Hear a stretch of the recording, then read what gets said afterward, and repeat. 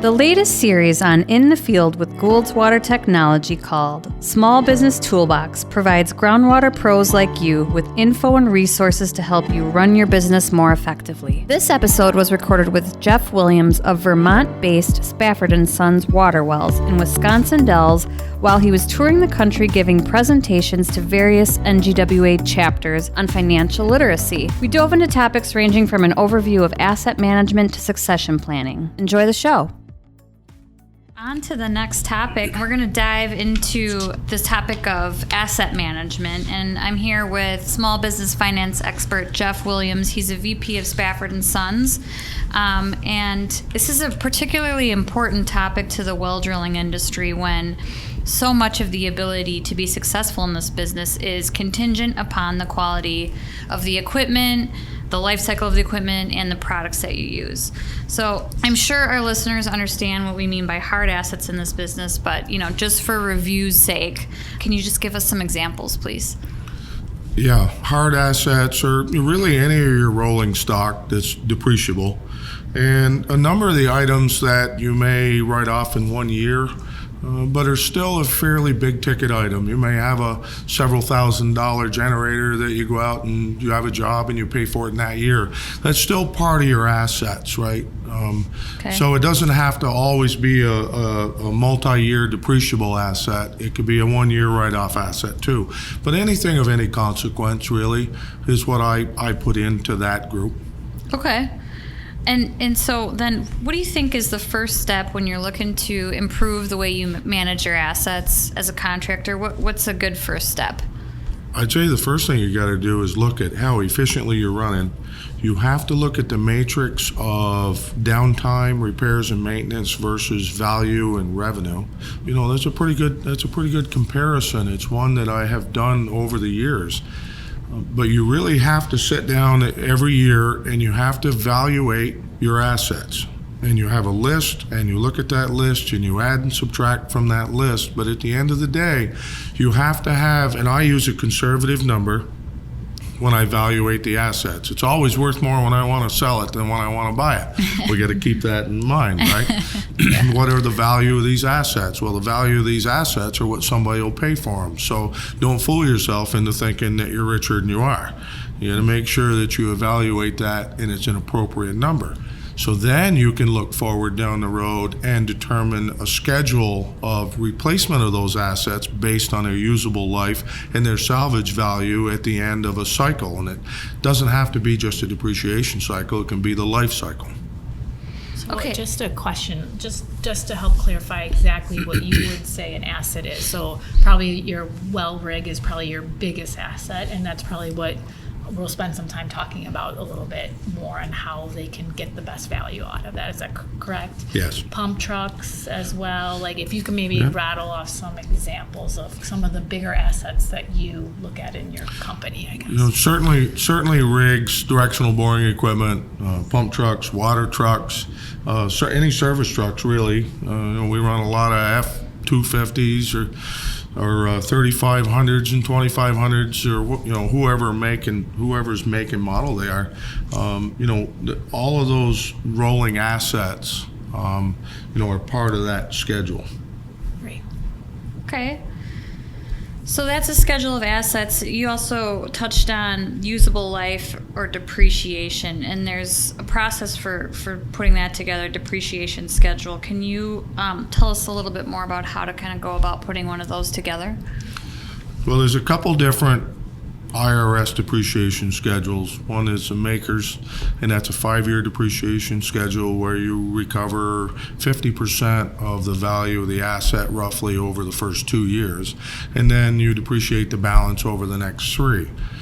They offer also in our industry a six-year straight line depreciation, so that depending on the length of the loan that you have against a vehicle, what your liability is, whether it's a drilling rig or a pickup or whatever it is.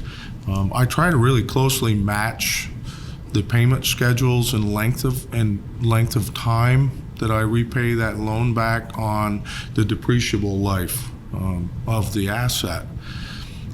We go to lifespan, usable life of the asset, a drilling rig, we have rigs in the industry that are 40, 50 years old out there still running today.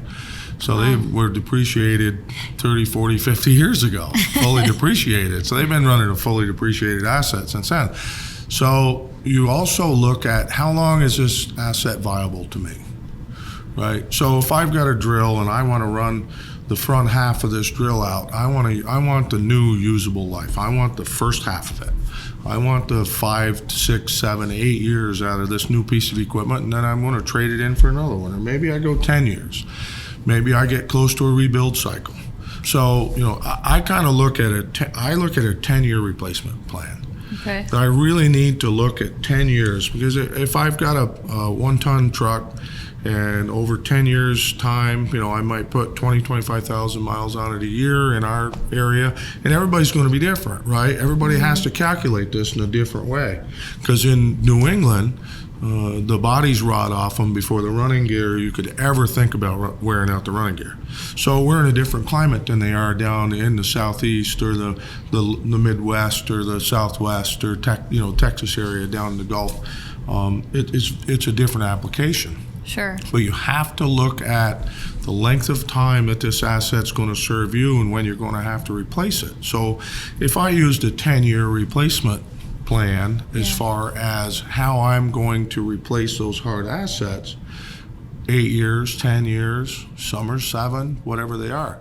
So that's what you have to look at.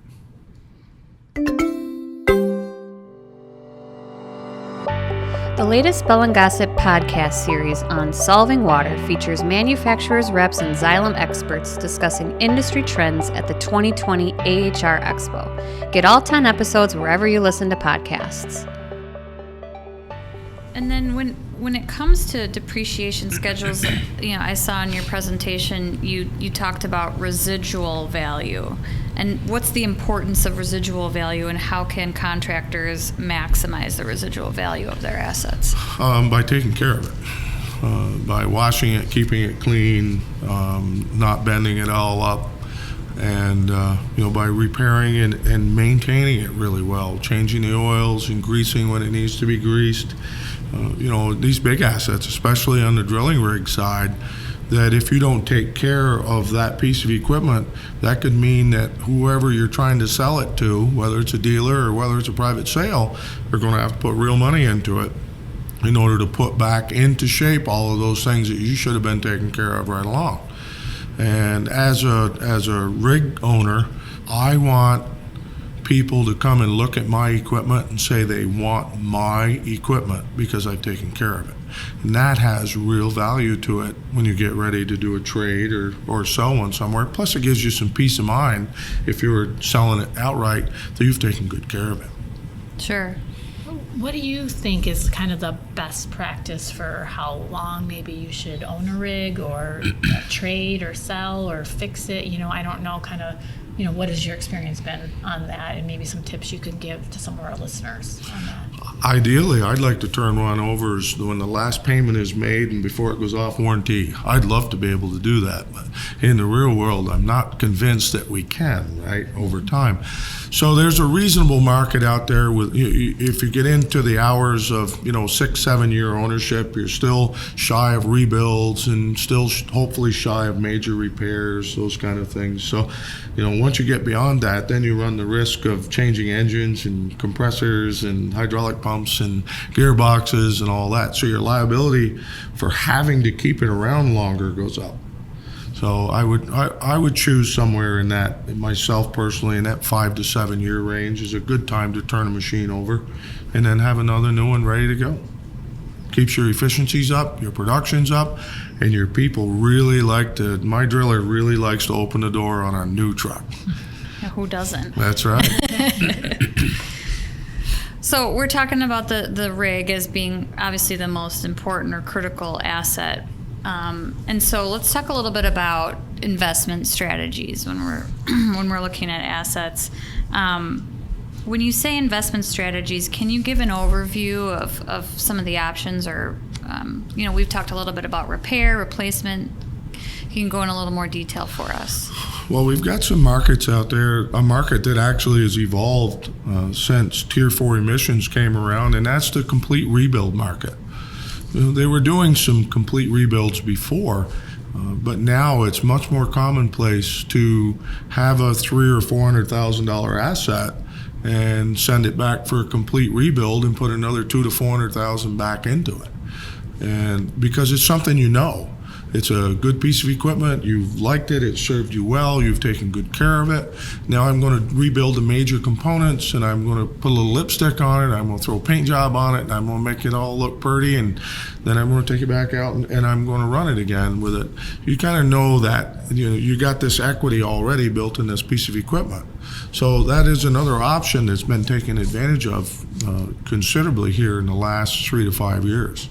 And what is the life cycle roughly on a rebuild versus? I hear typical rebuilds, 8 to 12,000 hours. I mean, certainly there are people out there. I see it all the time on Facebook, right? Sure.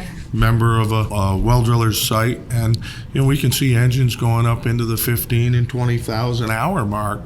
But I typically will use somewhere in that 10 to 12,000 hours before, and at that point, we're going to have to start throwing some money at it and rebuild some of the major components. Okay, so then in addition to rebuild, looks like you can replace, you can trade, repair. Like, when do you know when it's time to replace an asset versus just repair it? I think it's when you can't get to the work that needs to be done out there, and you look at your variable costs and they've skyrocketed in the labor department, and your repairs and maintenance have become something where you cringe when you have to write the checks for it all the time. It's like, I can never catch this thing, right? I'm always fixing a hose or two. I got hoses that are blowing. Now I got to rebuild the power head, or I got to rebuild the rotary table, or now I've got to go in and put a new suspension underneath the truck or something like that. You start getting into that stuff, and if you do it yourself and you do it in-house, there's a lot of really talented people out there that can do all of this. I can do that stuff. I choose not to do that stuff because I think if you put too much money back into a piece of equipment, you don't ever really see the value out the other side of it. Your assets aren't growing, your equity in your company's not growing, and your efficiencies really aren't getting any better. Okay. And then just ongoing maintenance, just conducting maintenance in-house. Looks like there's some advantages to that, but then also some disadvantages. Can you just go over that with? Well, the ongoing maintenance, I mean, you got to grease them, and you got to change the oil, and you got to change the filters, and you got to make sure the air filters are clean. I mean, there's just really is some ongoing maintenance that has to be done to them, and most guys do a really good job at that piece of it. Mm-hmm. But over time, stuff wears out. I mean, sooner or later, you're going to have to pay the piper. So then, does it ever make sense to do a complete rebuild, like a comprehensive rebuild on these things? And if so, like, what are some things to keep in mind? Well, if I had a piece of equipment that was good and clean and straight, that I had maintained, and it needed major components like engine, air compressor, radiators, those kind of things, fresh paint job, and I was going to run it for another 3 to 5 years. See, time is where it is. Okay. If I take a $300,000 asset and I put $300,000 more in it, I'm at $600,000. And the asset's not worth $600,000 now. So you're going to get a percentage of that back. So really, if you're going to rebuild it, you put it back out, you put it to work so it generates revenue to pay for the rebuild. But at the end of that period of time, I may argue that you probably don't have an asset that's worth as much as it was before you rebuilt it. So you may not have gone forward unless you've got other areas where you need this to generate revenue to be able to offset some other depreciation schedules on the other side of the balance sheet, right? So this may be a vehicle for generating revenue to help you to grow in another area. So there's so many things, and it's such a personal decision. Right. That I can talk about my decisions and how I view things and the way that I operate, and there are other people that operate very, very well with a little bit of a different look at it and a different schedule of these items we've talked about too. Yeah. So it's a very personal decision, but if you're not in control of your finances, you can't make any of them. So it's a little bit art mixed with science here, or math in this case. It is. I don't want to back out of the conversation, but it really is. It's a very personal deal. What you do, how you do it within your company. There's so many influences, right? The market influences you, government influences you, financing influences a decision. If you're paying 10% to finance a drill versus 3% or 4% to finance a drill, and your competitors, what's my market? What's the availability of my market? There's all of those inputs that you'll consider in order to make a good decision for your company. And we're in this to make a living, and we're in this to build equity over time within our companies.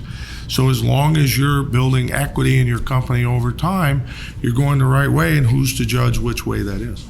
Sure. And so this might be taking a little bit of a step back, but we've talked about the opportunity to rebuild.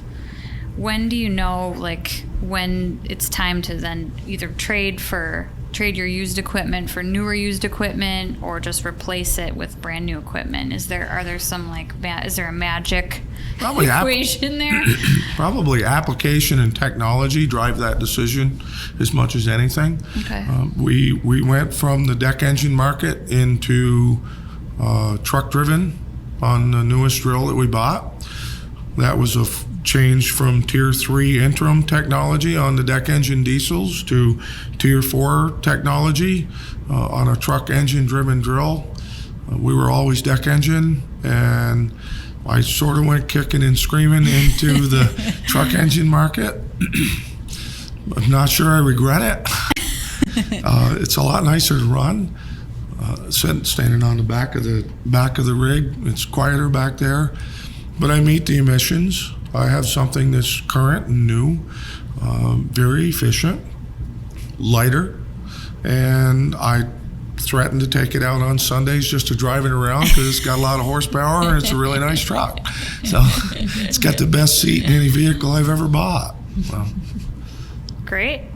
Anything else about asset management, whether it's the rig or other pieces of equipment that you think are really critical to business as well? I just think that you have to take a very comprehensive look at it. It has to be pretty well detailed, and so that you can look at the real life cycle costs you're dealing with and make sure that you are generating enough revenue to be able to maintain those assets and hopefully grow those assets over time. So it's just a very comprehensive look at what you do. The Solving Water podcast is produced and distributed by Xylem, a global water technology company of more than 16,000 employees committed to solving critical water and infrastructure challenges worldwide. Stream, download, and subscribe